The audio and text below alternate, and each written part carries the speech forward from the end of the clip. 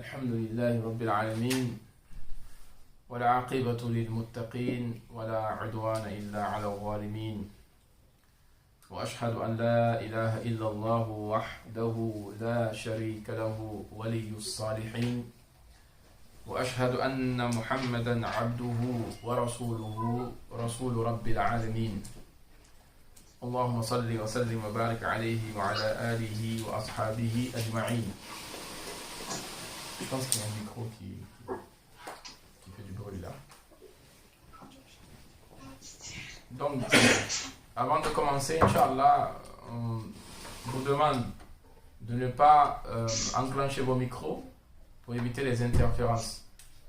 Sauf si vous voulez poser une question, Inch'Allah, subhanahu wa ta'ala. Tayyib.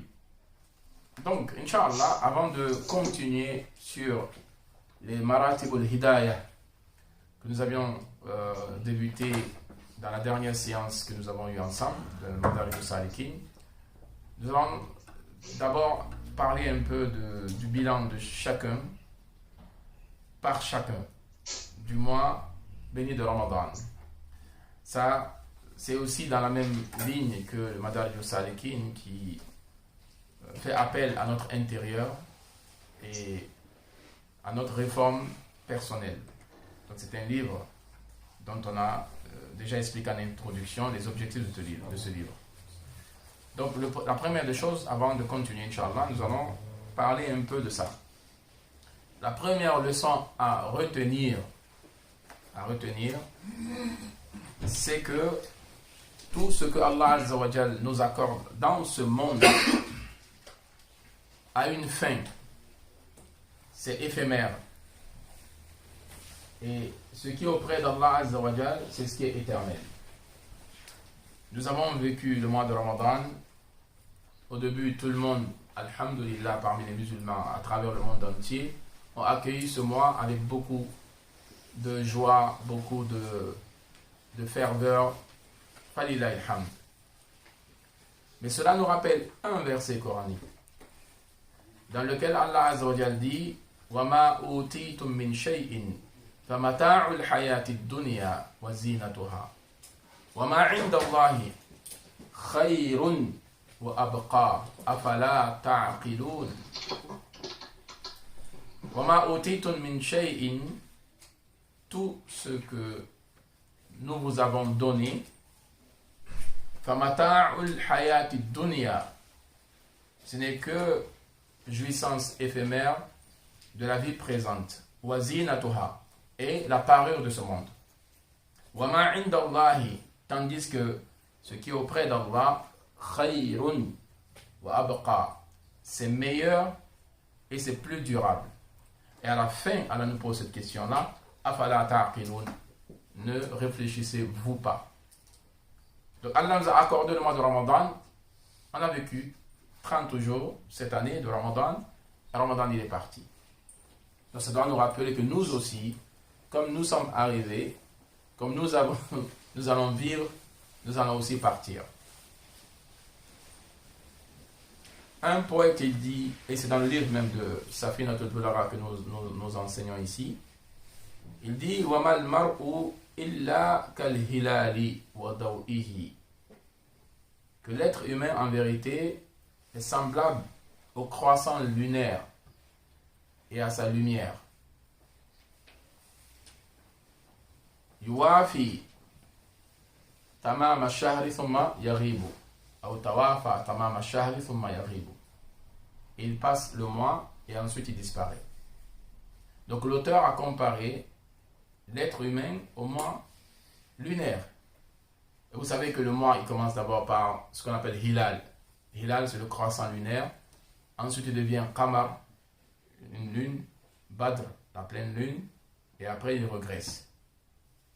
Et la vie de l'être humain, c'est comme ça. Un croissant, une naissance. Ensuite, il grandit. Ensuite, il vieillit. Ensuite, il disparaît. Donc, la première leçon que nous devons retenir, c'est que tout ce qu'Allah nous a accordé dans ce bas monde est éphémère.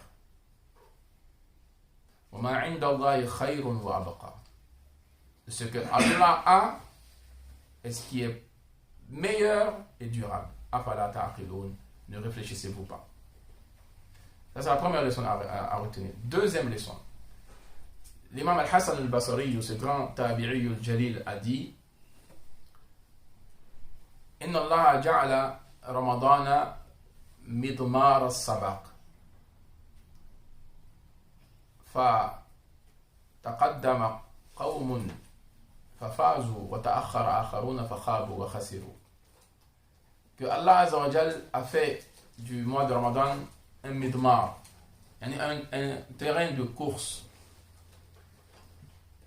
Une partie ont dépassé tout le monde, ils ont réussi. Une partie est restée en arrière, ils ont perdu.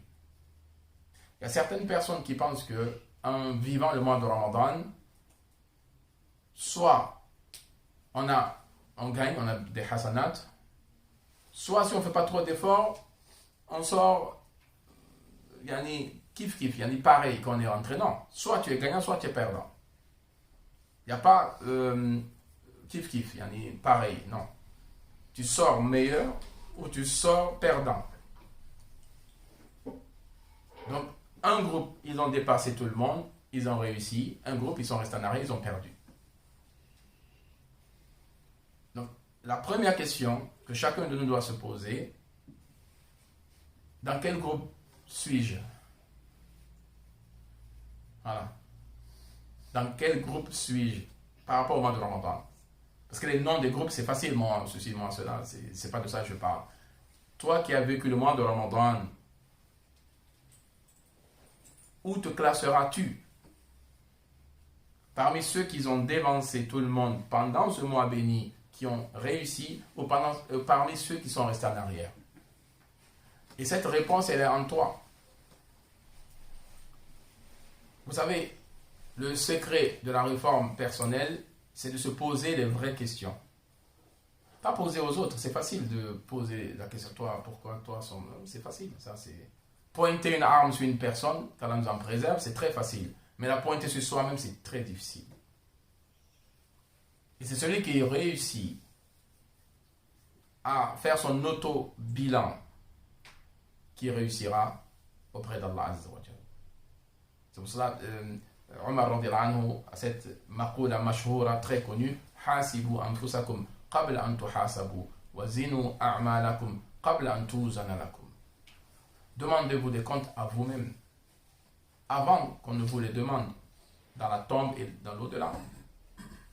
Pesez vos bonnes œuvres, pesez vos actions avant qu'on ne la pèse pour vous, on ne les pèse pour vous. Donc, dans quel groupe je fais partie? Bilan de Ramadan. Taïb. J'avais dit au début du mois de Ramadan que le mois de Ramadan c'est une école. Madrasa, Imaniya. C'est une école de la foi, de la piété. C'est une école de ijtihad, de l'effort spirituel. C'est une école de l'adoration. C'est une école qui est éphémère. Ce n'est pas une école qui va durer. Elle dure un mois et elle part. Mais attention, à la fin de chaque cursus, dans une école, il y a un diplôme. Et le diplôme de Ramadan est clair et net. Allah, il a dit dans le Coran, l'indication est dans le Coran. Ya ayyuhalladhina amanu kutiba alaykumus siyamu kama kutiba alal ladhina min qablikum la'allakum tattaqun. C'est Allah Azza wa Jal qui a défini l'objectif, le but. Allah a parlé aux croyants, Ya ayyuhalladhina amanu, ô vous qui avez cru, kutiba alaykumus siyam, on vous a prescrit le jeûne, comme il a été prescrit à ceux d'avant vous, la'allakum, afin que vous atteindriez tattaqun, la piété. Afin d'atteindre la piété. Ça, c'est le but. Et les premiers versets du psaume dans le Coran, dans Surat al-Baqarah, se terminent avec la'allakum tattaqun. Dernier verset dans la même sourate se termine la'allahum yattaqun. Kadhalika yubayyinu Allahu ayatihi lin-nasi la'allahum yattaqun. Au début, la'allakum tattaqun, à la fin, la'allahum yattaqun. Avec ces deux versets, ce début et cette fin, Allah, entre les deux, a parlé des versets concernant le jeûne Donc il a débuté avec la taqwa, il a terminé avec la taqwa. Maintenant, la question qui se pose, est-ce que toi, avec ton expérience de ce mois de Ramadan, tu peux dire au fond de toi-même que tu as le diplôme de la taqwa? Parce que l'école est finie, l'examen est fini, Ramadan il est parti. La'allakum tattaqun, est-ce que tu es dedans? La'allahum yattaqun, est-ce que tu es dedans? Est-ce que tu as le diplôme? Ce n'est pas une question qu'il faut poser à ton voisin, mais à toi-même. Et les ulama disent Man athara fihi Ramadan kana min jumlati man taqabbala Allahu minhum wa man taqabbala Allahu minhum kana min jumlati al-muttaqin. C'est simple. Celui sur qui le Ramadan a eu un effet. Le Ramadan a eu un effet sur lui. C'est celui-là pour qui Allah a accepté le jeûne. Et celui pour qui Allah a accepté le jeûne, c'est celui-là qui fait partie des muttaqin. Pourquoi? Allah subhanahu azza wa jalla a dit Innama yataqabbalu Allahu minal muttaqin. Allah n'accepte que des pieux. Point à la ligne. Innama yataqabbalu Allahu minal muttaqin. Et ici avec une accentuation. Avec innama. Donc, c'est simple. Tu veux savoir si ton jeûne et tout ce que tu as fait a été accepté? Regarde si tu as eu le diplôme de taqwa. Si tu as eu le diplôme de taqwa, bi'idhnillahi al-karim, ton jeûne, toutes les œuvres que tu auras fait pendant ce mois ont été acceptées par Allah, car Allah a été clair qu'il n'accepte que des gens pieux. Il racontait qu'une fois, Abdullah ibn Umar radiyallahu anhuma avait donné une sadaqa à un pauvre. Et son fils a dit Taqabbal Allahu, qu'Allah il accepte. Et Abdullah ibn Umar radiyallahu anhuma s'est mis à pleurer en disant Atadri mimman yataqabbalu Allah, sais-tu de qui Allah accepte, ô mon fils? Innama yataqabbalu Allahu minal muttaqin. Allah n'accepte que des gens vertueux. Parce qu'un vrai homme vertueux ne dira jamais qu'il est un homme vertueux. Un vrai homme vertueux ne dira jamais que c'est un homme vertueux. Donc il a voulu montrer à son fils, ne regarde pas seulement l'œuvre que j'ai faite, ne regarde pas seulement cette sadaqa que j'ai accordée à ce pauvre, mais regarde ce qui m'a poussé à le faire. Est-ce que c'est la crainte d'Allah Azza wa Jal? Comme Allah Azza wa Jal a dit par rapport au sacrifice des moutons ou des bestiaux. La yanal Allah luhumuha wa la dima'uha walakin yanaluhu taqwa minkum.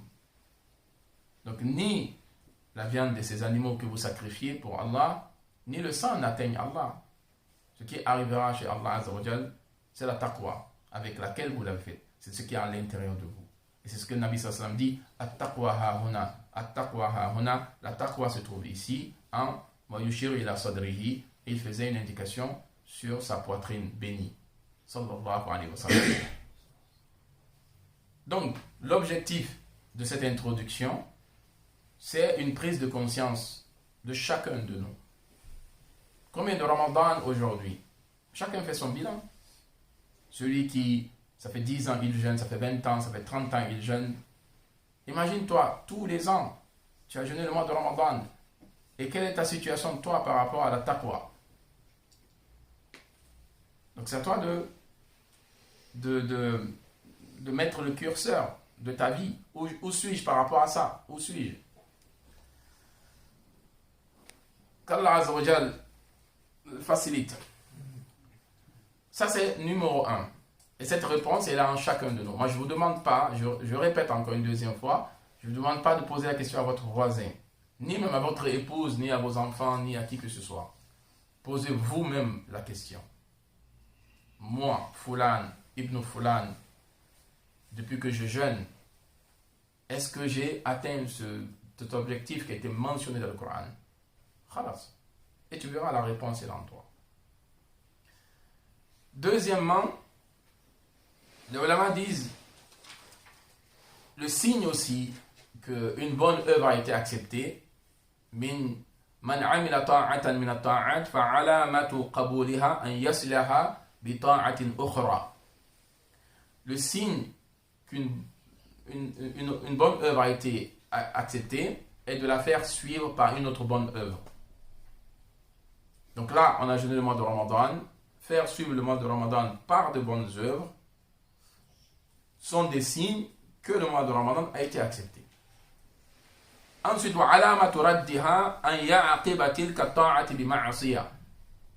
et là, le signe que cette bonne œuvre a été rejetée par Allah Azza wa Jal, c'est de la faire suivre par un péché. Et même Hafiz ibn Rajab al-Hanbali, rahimahullah, a dit dans son Lataif al-Ma'arif qu'une personne qui, pendant le mois de Ramadan, ya'zim, il a la résolution que après Ramadan, je vais faire tel péché. Il se dit, pendant le mois de Ramadan, il dit, c'est Ramadan, bon, je me calme, c'est pas grave. Mais dès que Ramadan finit, khalas. Il arrive au niveau de azm. Vous savez qu'il y a les intentions, il y a différents niveaux. Hein. Le hadith où Nabi sallallahu alayhi wa sallam dit que celui qui manhamma bi sayyi'atin, celui qui fait l'intention de faire une mauvaise action, qui ne la fait pas, il a une bonne œuvre. S'il la fait, il a une seule mauvaise œuvre. Mais ça dépend du niveau d'intention à laquelle il est arrivé. Ça, les ulama disent, le premier niveau, le plus petit, c'est ce qu'on appelle hajis. Hajis, ça effleure l'esprit. Ça, c'est pardonné par Allah. Après, il y a khatir. Khatir, ça reste un peu dans l'esprit, mais pas trop. Après, il y a hadith ou nafs. Hadith ou nafs, la personne se parle à elle-même. Je vais faire ça, je vais faire ça, je vais faire ça, je vais faire ça. Mais sans vraiment décider. Après, il y a le ham. C'est la motivation. Là, je suis motivé à faire. Et le cinquième, le azm. Là, la résolution. Le azm, même s'il n'accomplit pas le péché, il a le péché. Quand on arrive à ce niveau-là d'intention, c'est pas pardonné par Allah Azza wa Jalla. Donc, il faut bien comprendre ce genre de hadith.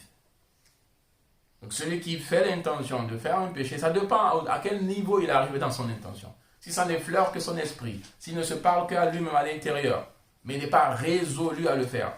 Et la résolution, c'est quoi? J'ai décidé de le faire, je fais même les causes pour le faire. Et je n'arrive pas à le faire pour X ou Y raison. Cette personne est condamnable aux yeux d'Allah Azza wa Jalla.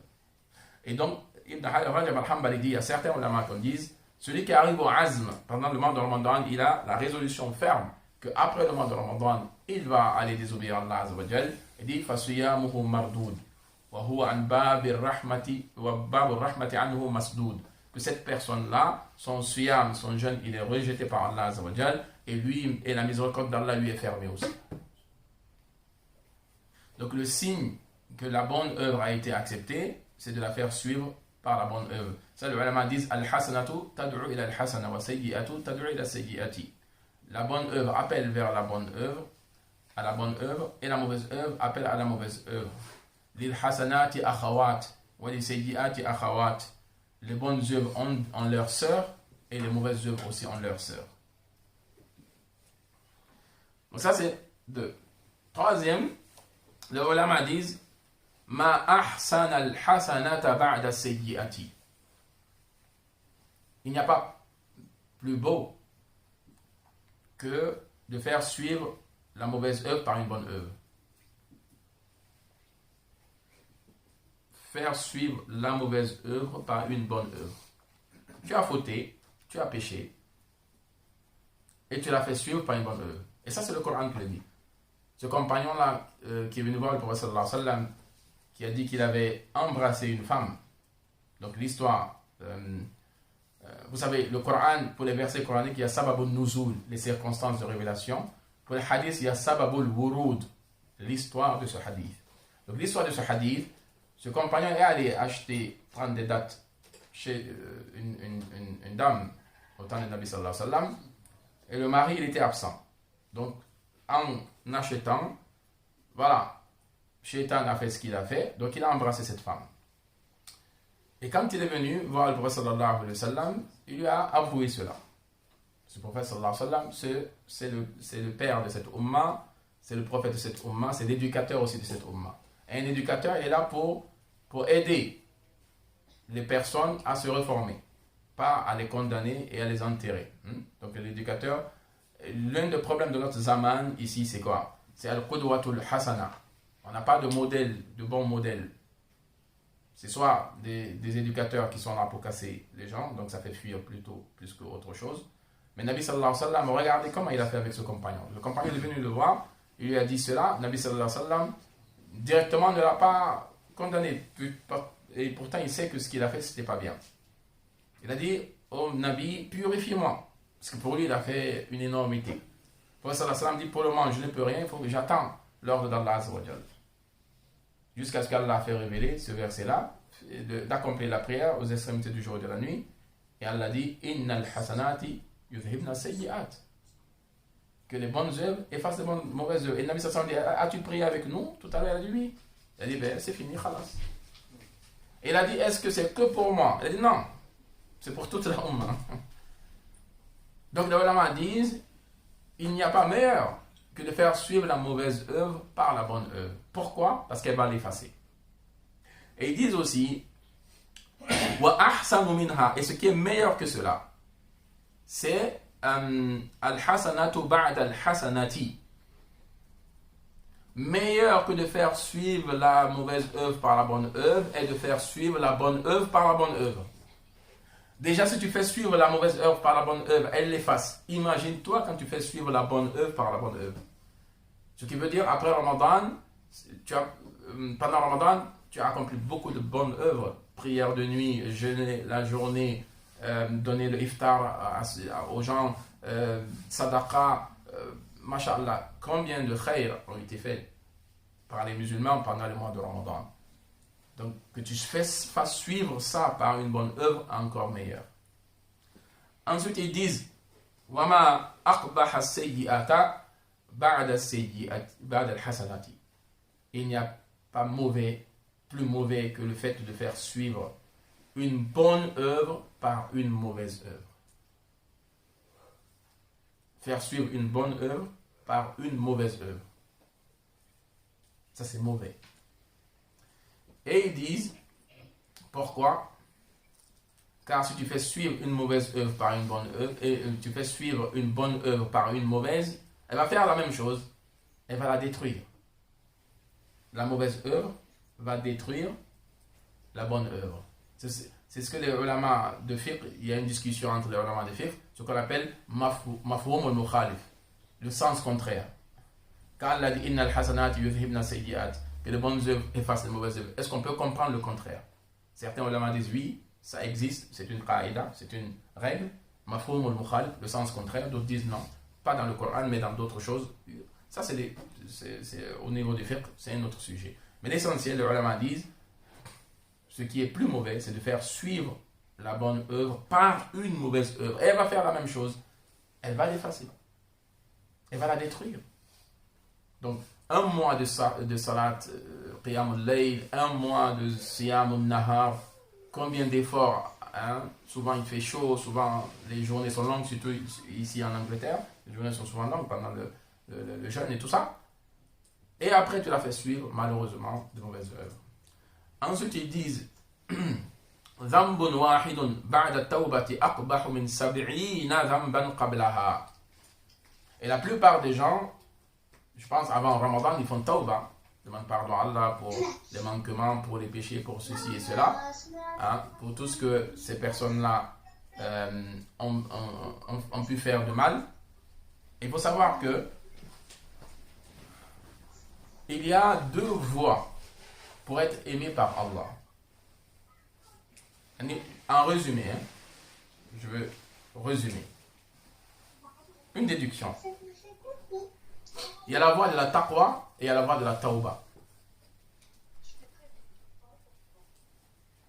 Taqwa, tawba. Taqwa, c'est sûr et certain que celui qui est parmi les muttaqin, Allah va l'aimer. Ça, c'est sûr et certain. Celui qui est parmi les pieux et les vertueux, Allah va l'aimer. Maintenant, tawba, certains pensent que parce qu'ils ont fauté, parce qu'ils ont péché, parce qu'ils ont désobéi, khalas, c'est fini pour eux. Ils sont condamnés à aller en enfer. Alors qu'Allah dit, Inna Allah yuhibbu at-tawwabina wa yuhibbu al-mutatahhirin. Inna Allah yuhibbu at-tawwabin. Allah aime les repentants. Donc le péché, en parenthèse, ce n'est pas ce qui est plus grave. Le plus grave, c'est de rester dans le péché et ne pas revenir à Allah. C'est ça qui est grave. Celui qui fait un péché, qui revient à Allah Azza wa Jal, sincèrement, il devient Habibullah. Allah va l'aimer parce que Allah dit Inna Allah yuhibbu at-tawwabin. Allah aime ceux qui se repentent et Allah aime ceux qui se purifient. Mais les ulama disent Zambun wahidun ba'da tawba. Après avoir fait un tawba sincère et que tu reviennes à faire le péché, c'est pire que 70 péchés avant même la tawba. C'est pire que 70 péchés avant la tawba. Qu'est-ce qu'il veut dire? Par exemple, on reste toujours dans le cadre de Ramadan et la fin de Ramadan. Pendant Ramadan, les gens ils ont pleuré dans le qunut, dans comment on appelle ça, les doigts, dans le sujoud. Les gens reviennent vers Allah, la majorité, falilah alhamd. Mais une fois que Ramadan est fini, khalas. Les gens reviennent dans les mauvaises choses. Certaines personnes, du moins. Donc c'est là la gravité. Et ils disent aussi, et ça c'est Al-Hafiz ibn Hajar al-Hanbali qui dit An-naksatu as'abu min al-maradi wa rubbama ahlakat. An-naksatu, c'est-à-dire la rechute, est plus dure que la maladie elle-même. Et même plus grave, car elle peut mener à la mort. Une personne qui est malade, qui guérit et qui rechute dans la même maladie. La rechute est plus grave et plus dangereuse. Donc ça veut dire une personne qui, pendant Ramadan, est revenue à Allah Azza wa Jal, a pris de très bonnes habitudes de jeûner, de prier la nuit, masha'Allah, de faire beaucoup de dhikr, de lecture de Coran et tout ça. Cette personne, elle est sortie de ses maladies. Et une fois que le Ramadan est terminé, cette personne revient, ça fait une rechute. Donc la rechute là est plus dangereuse que la maladie elle-même. Rechuter dans la maladie est plus dangereuse que la maladie elle-même. Et souvent même c'est quand on rechute dans la maladie, malheureusement, que cela mène à la mort. Et je pense que pendant le mois de Ramadan, beaucoup parmi nous ont demandé à Allah Azza wa Jal d'accepter son jeûne, ses prières de nuit et tout ça. Faire l'œuvre, c'est une chose. Protéger l'œuvre, c'est encore meilleur. C'est pour ça que les anciens, il est mentionné dans les livres que les salafus salihin, les anciens vertueux, faisaient ce do'a-là. Allahumma inna nas'aluka al-amal as-saliha wa hifzahu. Oh Allah, accorde-nous les bonnes œuvres et leur protection. Faire de bonnes œuvres, c'est facile en vérité. Tout le monde peut faire de bonnes œuvres. Mais est-ce que tout le monde peut protéger, préserver ces bonnes œuvres? Il a le mamat jusqu'à la mort. Et la vraie réussite, c'est jusqu'à la mort. C'est pas à mi-chemin ou au début. C'est jusqu'à la mort. Quand Malakul Maut il arrive, la personne a toujours ses bonnes œuvres. C'est ça Allah Azza wa Jalla dit à Nabi sallallahu alayhi wa sallam Wa'bud rabbaka hatta ya'tiyaka al-yaqin. Adore ton Seigneur jusqu'à ce que la certitude te vienne. Et la certitude, tous les ulama, sans exception, disent ici, c'est al-maut. Pourquoi? Parce que la mort, personne ne doute. Même les athées ne doutent pas que la mort existe. Donc tout le monde croit en la mort. Et Allah a nommé la mort al-yaqin. Donc, le fait de rester dans l'adoration et demander à Allah Azza wa Jalla la protection et surtout demander à Allah. Parce que Allah peut faire dévier nos cœurs. Oui. Rabbana la tuzigh qulubana ba'da idh hadaytana. Dans Surat Ali Imran. Oh Allah, ne fais pas dévier nos cœurs après nous avoir guidés. Wa hab lana min ladunka rahma. Et accorde-nous de ta part une miséricorde. Innaka antal wahhab. Car tu es toi, Allah, le donneur. C'est Allah qui donne. Donc, la tuzigh qulubana. Les cœurs peuvent dévier. إنما سمي القلب لتقلبه وإنما مثل القلب كمثل ريشة في أصل شجرة يقلبها الريح بطنا لظهر. Que le cœur s'appelle cœur qalb en arabe à cause de son instabilité. Le cœur est instable. Regardez, il y a des jours où vous êtes bien, vous êtes content, et des jours où vous n'êtes pas content, et des jours, voilà, vous avez des idées, voilà, qui ne sont pas bien, il y a des jours où vous avez de bonnes idées, il y a des jours comme ça, l'être humain est comme ça. À cause de son qalb, de son cœur. Et Nabi sallallahu alayhi wa sallam dit dans un riwaya que le cœur, il est comme une plume qui est accrochée à un tronc d'arbre et le vent le retourne dans tous les sens. Alors, imaginez un vent, hein, ça fait tourner la plume dans tous les sens. C'est pour ça que Nabi sallallahu alayhi wa sallam, d'après notre mère Aïcha radhiyallahu anha, la plupart du temps, il faisait ce dua-là. Ya muqallib al-qulubi, thabbit qalbi ala dinik, ou ala ta'atik. Ya musarrif al-qulub aussi. Donc, celui qui renverse les cœurs, qui retourne les cœurs, maintient mon cœur. Imaginez-vous Nabi sallallahu alayhi wa sallam, qui est le plus proche d'Allah de tous les êtres humains, qui est arrivé là où personne n'est arrivé, inda sidratul muntaha, le lotus de la limite. Nabi sallallahu est arrivé là-bas. Et lui, il fait ce doigt-là, que Allah maintienne son cœur dans le dîn. Que dois-je dire, moi et vous, qui sont dans l'instabilité? Et toujours demander à Allah, parce que c'est Allah qui maintient. La tuzigh qulubana. Il ne faut jamais avoir confiance en soi-même, dans le sens où moi, khalas, c'est fini. Jawastul qantara. J'ai traversé le pont, c'est bon, je suis arrivé dans le paradis d'Allah Azza wa Jalla.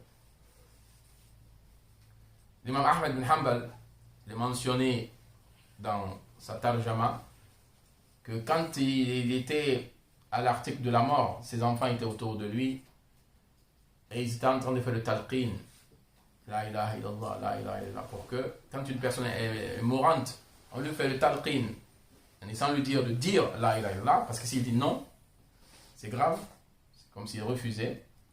On dit seulement la ilaha illallah et la personne en entendant cela, elle répète ce que la personne elle dit.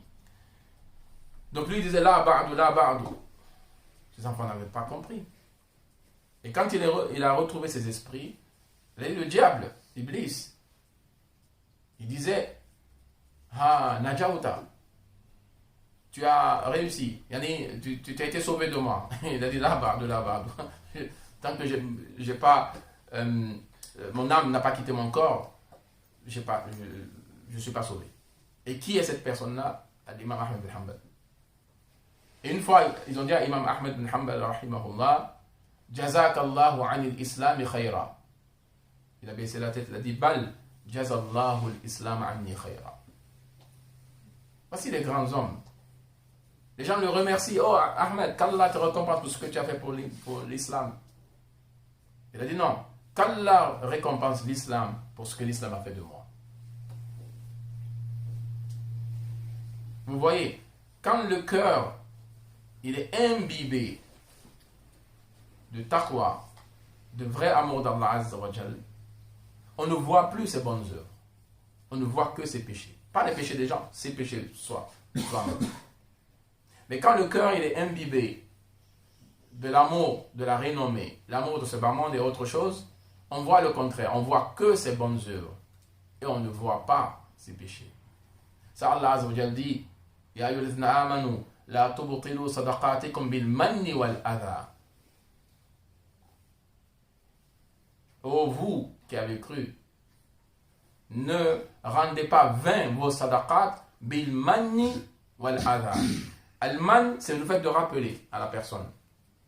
Tu as aidé un frère, tu as été au service de quelqu'un, et après quelque temps, tu te rappelles, hein, tu étais dans la galère, c'est moi qui t'ai fait ça. Hein. Tu avais faim, je t'ai donné une chocolatine un jour. Hein. Tu étais en train de mourir de soif, je t'ai donné de l'eau. Hein. Tu n'es pas reconnaissant, toi. Tu es ceci, tu es cela. Khalas, c'est fini. Al-man. Wal-adha, faire même du tort à la personne à qui tu as fait un service ou tu as aidé et tout ça. Allah dit là, ça veut dire que la personne peut faire des bonnes œuvres et après les détruire. Les bonnes œuvres qu'elle a faites, elle les détruit elle-même. Vous savez, le croyant, lui, il met devant lui ses péchés. Il oublie ses bonnes œuvres. Et même ces bonnes œuvres, il les lit seulement à Allah Azza wa Jal. Comme les Sahaba, ils ont dit, Lawla Allah, c'est dans le Sahih al-Bukhari, Lawla Allah, ma sallayna wa la tasaddaqna.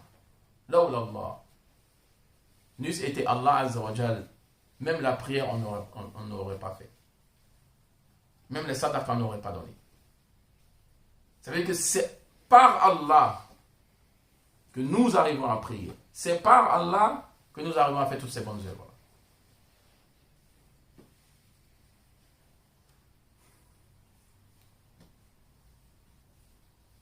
C'est pour cela, Al-Hafiz toujours, Ibn Rajab al-Hanbali, Machallah, je cite souvent son nom parce que il est comme Al-Hafiz Al-Allam Ibn Qayyim Al-Jawziyya rahmatullah alayhi.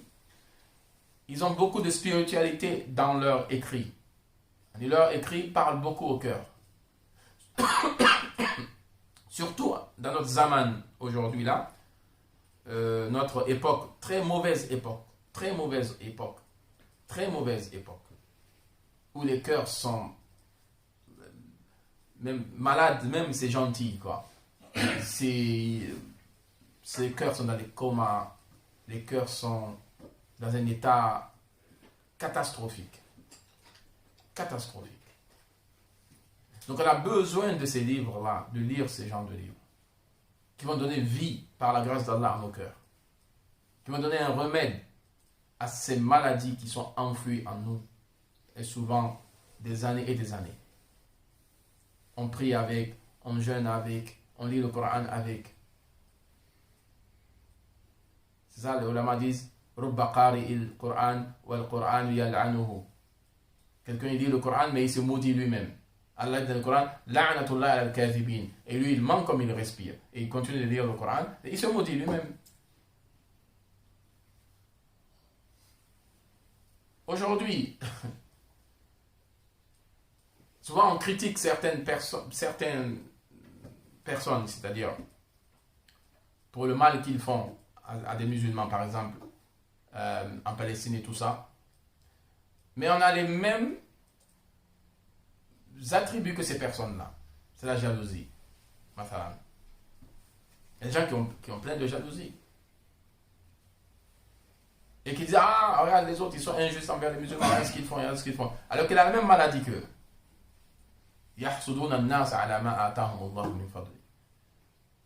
Pourquoi ils n'ont pas voulu croire au prophète sallallahu alayhi wa sallam?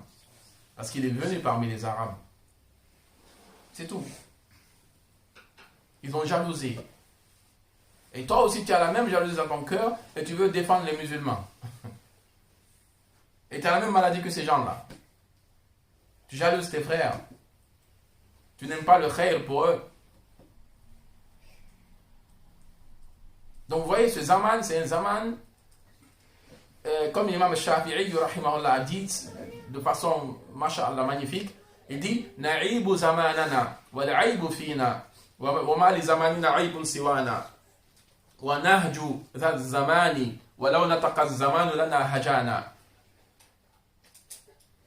Il dit, Na'ibu zamanana, nous accusons notre temps, notre époque.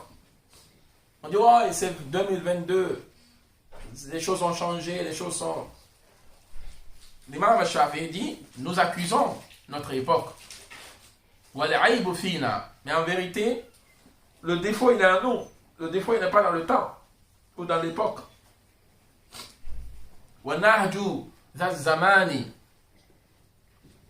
Et nous sommes en train de tout le temps critiquer le temps ont changé, les temps ont changé. Il dit,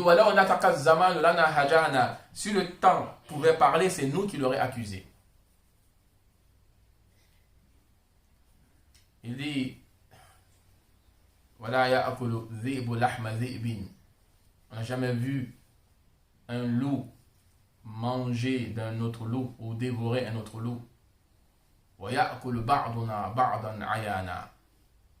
que nous, on s'entremange. Les uns mangent les autres. Bon, on n'est pas des cannibales, bien sûr, mais Allah dit dans le Coran, ولا يغتب بعضكم بعضا أيحب أحدكم أن يأكل لحم أخيه ميتا فكرهتموه. Imam Shafi'i dit, tu ne verras pas un loup en train de manger la chair d'un autre loup, mais tu verras un humain en train de manger la chair d'un autre humain par la riba, namima, etc., etc., etc. Donc en vérité, c'est à nous le problème, c'est pas en le temps le problème. Ça, Allah dit, Aminu kama amanannas, croyez comme les gens, ils ont cru, c'est les compagnons. C'est qu'à n'importe quel siècle, n'importe quelle époque, vous devez croire comme les compagnons de Nabi Muhammad sallallahu alayhi wa sallam ont cru. Mais regardez, quand ils ont cru, qui ils sont devenus? Ils sont devenus, wa yu'thiruna ala anfusihim, walau kana bihim khasasa. Ils donnaient à leurs frères, même si eux, ils sont dans le besoin. Regardez ce qu'ils sont devenus. C'est même plus le droit qu'ils donnent, ils donnent au-delà du droit de la personne. Parce que se priver pour quelqu'un, c'est même dépasser son droit, donner plus que son droit. Et Allah le dit dans le Coran. Et qu'est-ce qui a fait qu'ils sont devenus comme ça? Par la vraie croyance qu'ils avaient. Ils ont été éduqués par un Nabi sallallahu alayhi wa sallam. Et c'est cette foi qu'il faut aujourd'hui aussi. Les gens sont en train de pleurer à travers le monde.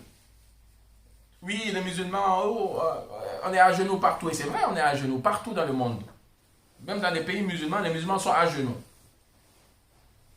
Et la solution, elle est où? On est angoissé, on est en train de pleurer. On est humilié, oui. Alors que jadis, cette communauté n'était pas humiliée. Cette communauté avait atteint un niveau de gloire, de noblesse, qu'aucune communauté dans le monde n'avait atteint. Tellement le grand savant, Sayyid Abil Hassan Ali Hassan al-Nadawi, rahimahullah ta'ala, a écrit ce livre-là, Mada khasira al-alamu bin hitat al-muslimin. Subhanallah. Magnifique livre. Mada khasira al-alamu bin hitat al-muslimin.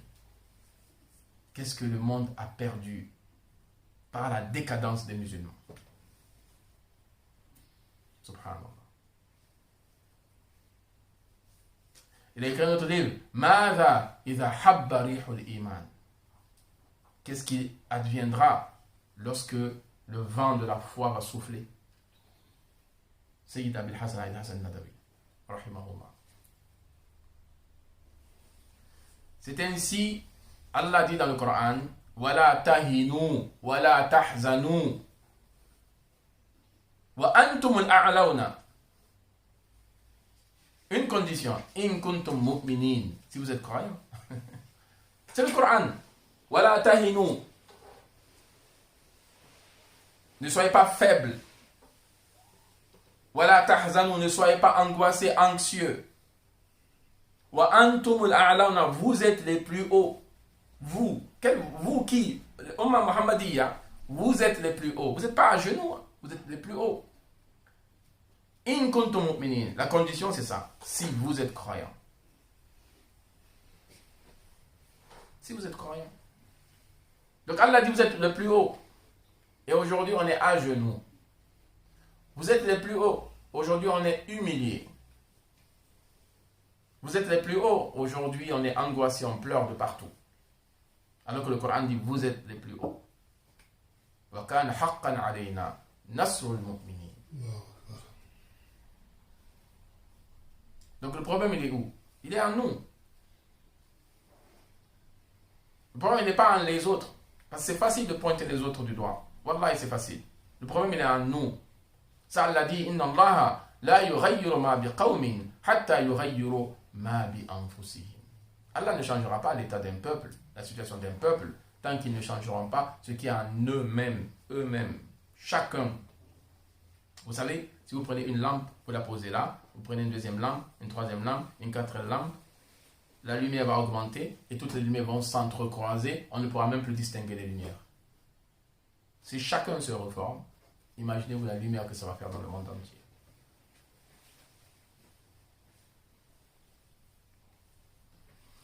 C'est ainsi, le grand Hafiz ibn Hajar al-Hanbali dit وَكَانَ بَعْدُ السَّلَفِ إِذَا صَلَّى صَلَاةً اسْتَغْفَرَ مِنْ تَقْصِيرِهِ فِيهَا كَمَا يَسْتَغْفِرُ الْمُذْنِبُ مِنْ ذَنْبِهِ.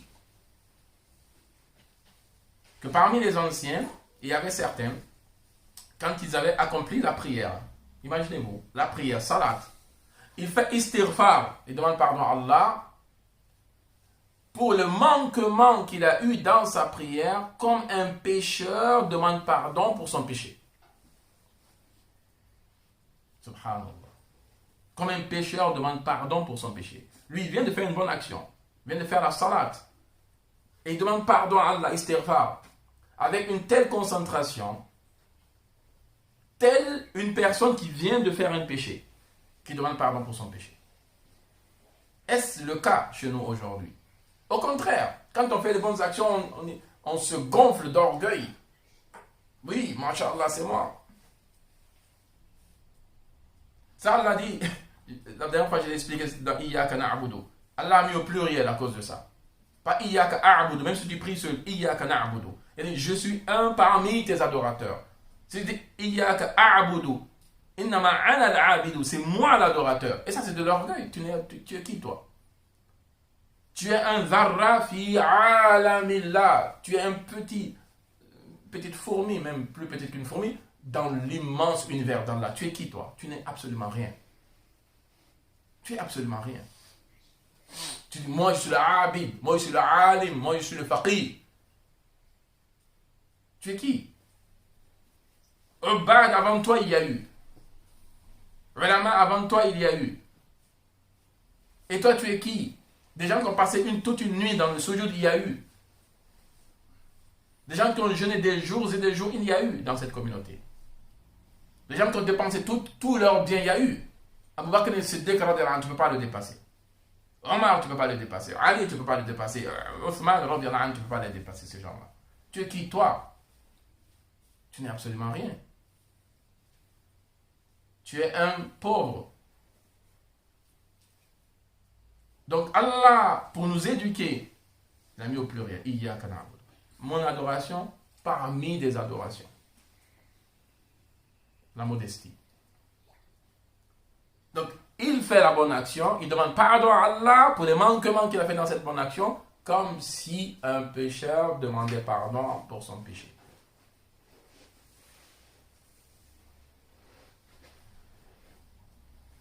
Et c'est ainsi, Ibn Rajab, il dit, Salullah thabata ala ta'ati ila al-mamat. Demandez à Allah de vous maintenir dans les actes d'obéissance ila al-mamat, jusqu'à la mort. Wa ta'awwadhu bihi min taqallub al-qulubi wa min al-hawri ba'da al-kawr. Et demandez à Allah de vous préserver, de vous protéger de l'instabilité des cœurs, du retournement des cœurs, et qu'Allah vous préserve, demandez à Allah de vous préserver, min al-hawri ba'da al-kawr. Ça fait partie même des doigts de Nabi sallallahu alayhi wa sallam, al-hawr ba'da al-kawr. Il y a plusieurs traductions, plusieurs définitions de cela, mais celle qui est le plus connue chez les ulama du hadith, comme Imam al-Tirmidhi rahmatullah alayhi dit, هكذا قال العلماء هكذا قال الفقهاء وهم أعلم بمعاني الحديث. Que les fuqaha sont ceux qui connaissent le mieux l'essence des hadiths. Donc al-hawr ba'da al-kawr, ils ont dit al-nuqsan ba'da al-ziyada. Oh Allah, préserve-nous de revenir en arrière après qu'on ait on s'est avancé, on est allé en avant préserve-nous de la diminution après l'augmentation. Donc pendant le Ramadan, il y a eu l'augmentation. Ne reviens pas à la diminution. Al-Hawr ba'd al-Qawr. Et aussi, celui qui, après le Ramadan, sombre dans la désobéissance d'Allah subhanahu wa ta'ala, c'est un signe qui n'est pas reconnaissant envers Allah. Il n'est pas reconnaissant. Et vous savez, tellement la reconnaissance est une qualité incommensurable que Shaitan, Iblis, Al-La'in, lorsqu'il a promis à Allah Azza wa Jal, si Allah lui donne une longue vie, qui va égarer les êtres humains, de toutes les qualités, je vous dis bien toutes les qualités, il a cité qu'une seule qualité à propos de laquelle il va empêcher les gens de l'atteindre. Iblis il dit ثم لآتينهم من بين أيديهم ومن خلفهم وعن أيمانهم وعن شمائلهم ولا تجد أكثرهم شاكرين. Il dit, oh Allah, je viendrai à eux par devant, derrière, leur droite, leur gauche, c'est-à-dire de tous les côtés, de sorte que la tajidu aktharahum shakirin, que la plupart ne seront pas reconnaissants. Il n'a pas dit la tajidu aktharahum musallin, là. Il y a plusieurs qualités, mais il a cité une seule. Parce que celui qui n'est pas reconnaissant, khalas, il ne peut pas être un vrai abid, un vrai adorateur d'Allah Azza wa Jalla. La reconnaissance. Ibn Sayyid al-Nas, il dit, la reconnaissance est très simple, shukr. Sarfu al-abdi ma awlahu mawlahu min ni'mahu fi ridahu. Sarfu al-abdi ma awlahu mawlahu. Que le serviteur dépense ce que son créateur, son maître Allah Azza wa Jalla lui a accordé, min ni'mahu, de ses grâces, fi ridahu, pour la satisfaction d'Allah.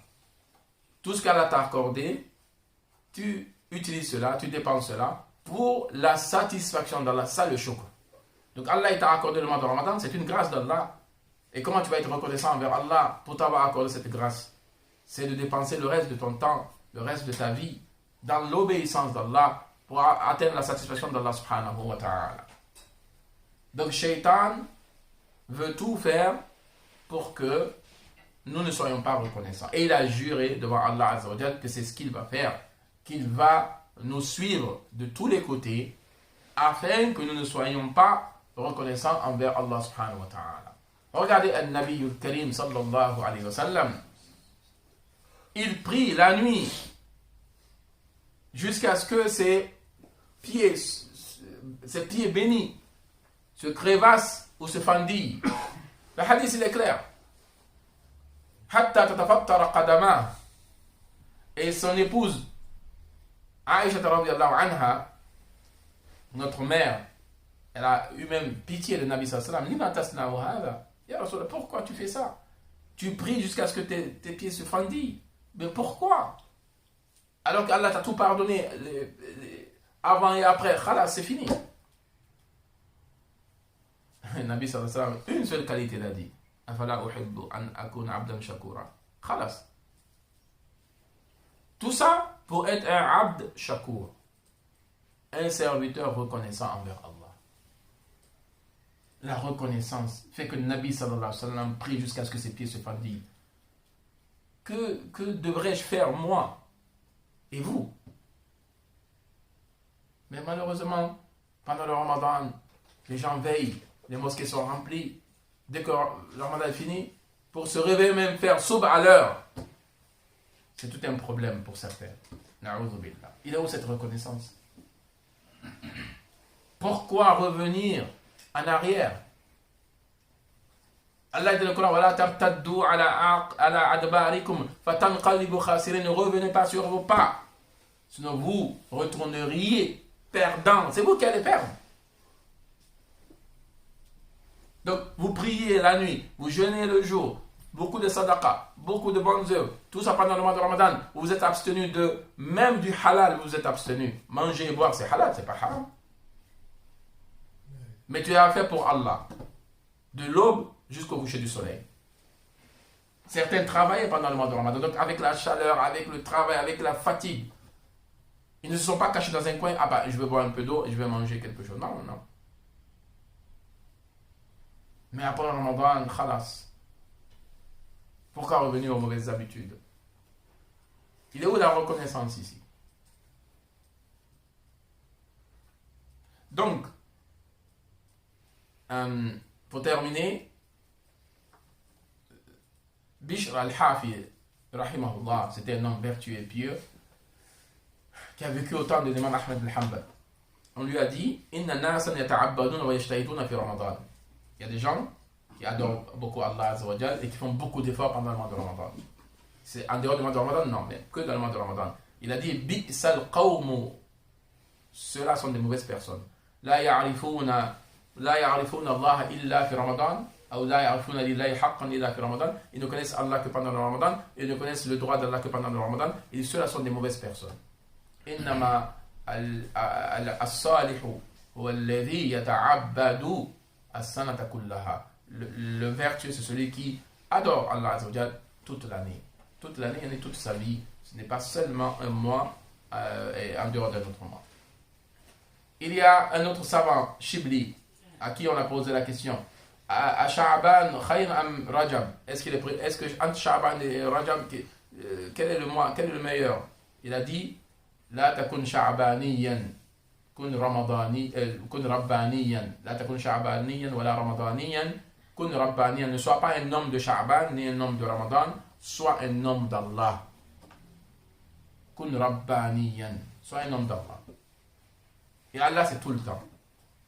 Ramadan, c'est momentané. Rajab, c'est momentané. Sha'ban, c'est momentané. Mais Allah, il est éternel. Donc, sois un homme d'Allah. Ne sois pas un homme d'un mois en particulier.